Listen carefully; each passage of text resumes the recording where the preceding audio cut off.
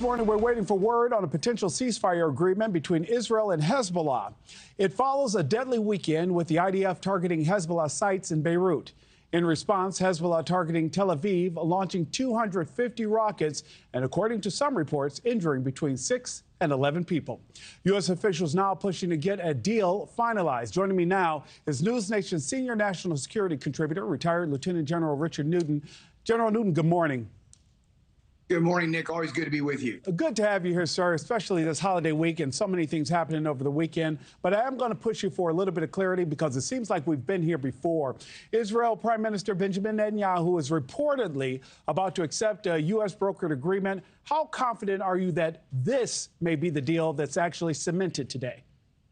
Well, first, put it in perspective, like you said in the top of the conversation, Hezbollah launched 250 rockets against Israel on Sunday, and several actually got within range of Tel Aviv. And so it's still a very difficult situation. That was on the heels of a Israeli airstrike against Hezbollah forces, particularly their intelligence and their operations command and control centers in southern Beirut. Reportedly, they went after 12.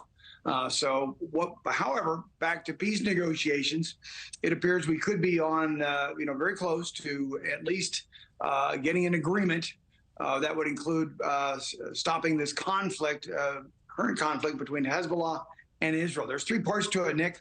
First would be a truce, immediate truce between Israel and Hezbollah. Secondly, what you would see is the movement of Israeli forces out of the southern Lebanon region there along the border and about 20 miles, 30 miles north into southern Lebanon. And third, this would entail negotiations between Israel and Lebanese governments about a line of demarcation there along the border between Lebanon and Israel. And General Newton, I think it's that three-pronged approach that has so many people concerned about whether or not this could actually move forward. And all of that, there was no talk about the return of those hostages that still remain under captivity. There's not. I think we need to, put the Hezbollah-Israeli aspect of the conflict into perspective, but also with regard to there still are reportedly 101 hostages held by Hamas in Gaza. And so that is those negotiations are really pretty much have kind of come to a halt. But back to Hezbollah, I'd remind our viewers on October 7th of last year is when Hamas did a diabolical attack against Israel. But also the next day on October 8th, Hezbollah started raining down projectiles, missiles and rockets and artillery against Israel, civilians in northern Israel, which compelled up to 60,000 Israeli citizens to flee their homes in northern Israel.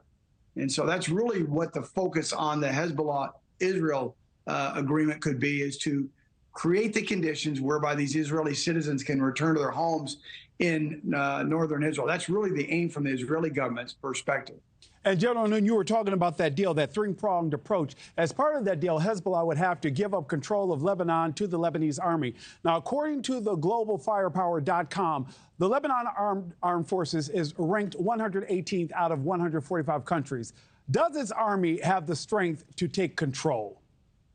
It does not. And that's where this negotiated agreement would have to really be led by the United States. In fact, as I understand it, the agreement would actually compel the United States to be the overseer, if you will, of the agreement. Also, I understand that the United States has agreed to Israel's key position that should Hezbollah violate this agreement, that they would have a green light to continue to reattack Hezbollah. What's really the key here, Nick, is that Hezbollah is pretty much on the ropes. They're on their heels the last several weeks of the relentless attack that Israel has, again, attacked Hezbollah positions, taken out their senior leadership, taken out their missile launch facilities and so forth, as well as a lot of their intelligence capabilities. And just this weekend, as we mentioned, that attack that Israel made on those airstrikes against Hezbollah forces in the southern part of Beirut was really to go after an organization within Hezbollah that is key to smuggling arms between Iran and Hezbollah. And so they're really going after now the supply chain of the arms that go in from Iran into Hezbollah forces. And so lots at stake here, lots of moving parts. But let's see if we can get an agreement and at least get a somewhat of a temporary ceasefire. Thanks for watching, everybody. Go to joinnn.com to find NewsNation on your television provider. Also, don't forget to click that red subscribe button below to get more of NewsNation's fact-driven, unbiased coverage.